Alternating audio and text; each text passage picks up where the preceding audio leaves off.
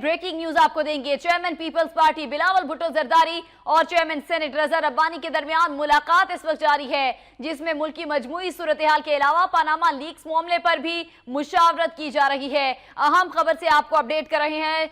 Senate के chairman मियां रजा रब्बानी और peoples party के चेयरमैन बिलावल भुट्टो जरदारी के दरमियान मुलाकात इस वक्त जारी है और इसमें मुल्क की मजमूई सूरत हाल के अलावा पनामा लीक्स के मामले पर भी मुशावरत की जा रही है। तफसीलात जानते हैं नुमाइंदा वक्त न्यूज अलीम मलिक से। जी अलीम मलिक।